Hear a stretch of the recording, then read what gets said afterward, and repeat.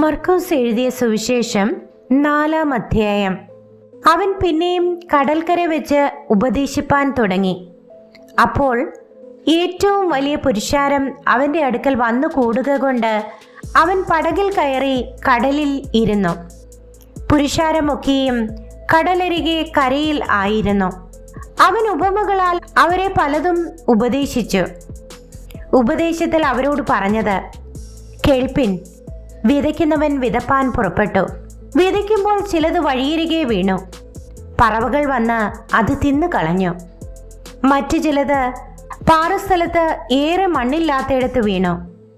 മണ്ണിന് താഴ്ചയില്ലായകയാൽ ക്ഷണത്തിൽ മുളച്ചു വന്നു.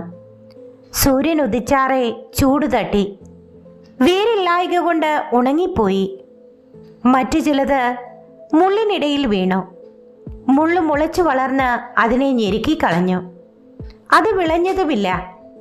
മറ്റു ചിലത് നല്ല മണ്ണിൽ വീണിട്ട് മുളച്ചു വളർന്ന് ഫലം കൊടുത്തു. 30, 60, 100 മേനി വിളഞ്ഞു. കേൾപ്പാൻ ചെവിയുള്ളവൻ കേൾക്കട്ടെ എന്നും അവൻ പറഞ്ഞു. അനന്തരം അവൻ തനിച്ചിരിക്കുമ്പോൾ അവനോട് കൂടെയുള്ളവർ പന്തിരുവരുമായി ആ ഉപമകളെക്കുറിച്ച് ചോദിച്ചു. അവരോട് അവൻ പറഞ്ഞത്, ദൈവരാജ്യത്തിന്റെ മർമ്മം നിങ്ങൾക്ക് നൽകപ്പെട്ടിരിക്കുന്നു.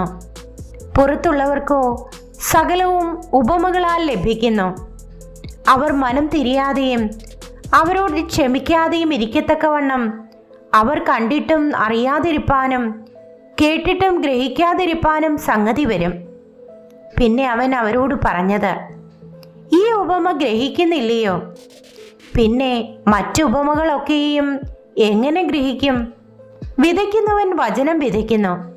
വചനം വിതച്ചിട്ട് വഴിയരികെ വീണത് കേട്ടയുടനെ സാത്താൻ വന്ന് ഹൃദയങ്ങളിൽ വിതയ്ക്കപ്പെട്ട വചനം എടുത്തു കളയുന്നതാകുന്നു.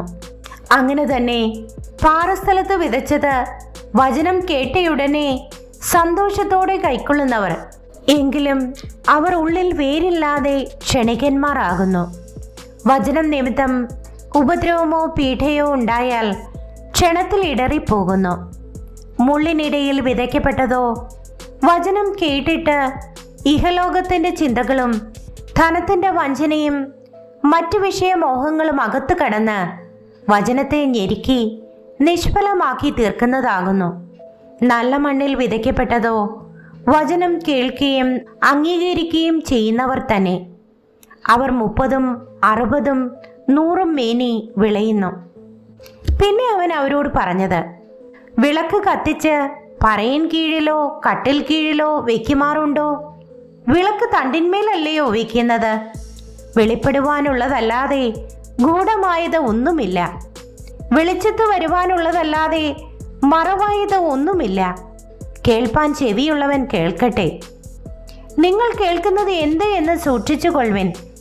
നിങ്ങൾ അളക്കുന്ന അളവ് കൊണ്ട് നിങ്ങൾക്കും അളന്നു കിട്ടും, അധികമായും കിട്ടും.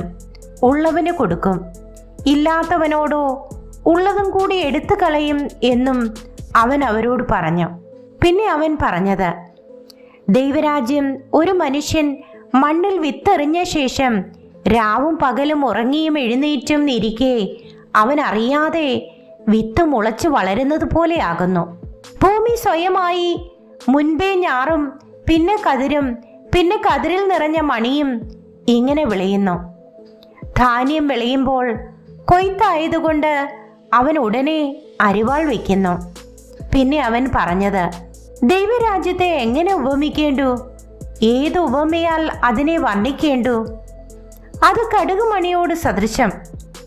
അതിനെ മണ്ണിൽ വിതയ്ക്കുമ്പോൾ ഭൂമിയിലെ എല്ലാ വിത്തിലും ചെറിയത്, എങ്കിലും വിതച്ച ശേഷം വളർന്ന് സകല സസ്യങ്ങളിലും വലുതായി തീർന്ന് ആകാശത്തിലെ പക്ഷികൾ അതിൻ്റെ നിഴലിൽ വസിപ്പാൻ തക്കവണ്ണം വലുതായ കൊമ്പുകളെ വിടുന്നു. അവൻ ഇങ്ങനെ പല ഉപമകളാൽ അവർക്ക് കേൾപ്പാൻ കഴിയും പോലെ അവരോട് വചനം പറഞ്ഞു പോന്നു. ഉപമ കൂടാതെ അവരോട് ഒന്നും പറഞ്ഞതുമില്ല. തനിച്ചിരിക്കുമ്പോൾ അവൻ ശിഷ്യന്മാരോട് സകലവും വ്യാഖ്യാനിക്കും. അന്ന് സന്ധ്യയായപ്പോൾ നാം അക്കരയ്ക്ക് പോക എന്ന് അവൻ അവരോട് പറഞ്ഞു. അവർ പുരുഷാരത്തെ വിട്ട് താൻ പടകിൽ ഇരുന്ന പാടെ അവനെ കൊണ്ടുപോയി. മറ്റു ചെറു പടകുകളും കൂടെ ഉണ്ടായിരുന്നു. അപ്പോൾ വലിയ ചുഴലിക്കാറ്റുണ്ടായി. പടകിൽ തിര തള്ളിക്കയറുക കൊണ്ട് അത് മുങ്ങുമാറായി. അവൻ അമരത്ത് തലേണ വെച്ച് ഉറങ്ങുകയായിരുന്നു. അവർ അവനെ ഉണർത്തി. ഗുരു, ഞങ്ങൾ നശിച്ചു പോകുന്നതിൽ നിനക്ക് വിചാരമില്ലയോ എന്ന് പറഞ്ഞു. അവൻ എഴുന്നേറ്റ് കാറ്റിനെ ശാസിച്ചു. കടലിനോട് അനങ്ങാതിരിക്ക, അടങ്ങുക എന്ന് പറഞ്ഞു. കാറ്റമർന്നു. വലിയ ശാന്തതയുണ്ടായി. പിന്നെ അവൻ അവരോട്, നിങ്ങൾ ഇങ്ങനെ ഭീരുക്കളാകുവാൻ എന്ത്?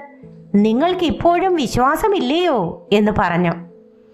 അവർ വളരെ ഭയപ്പെട്ടു.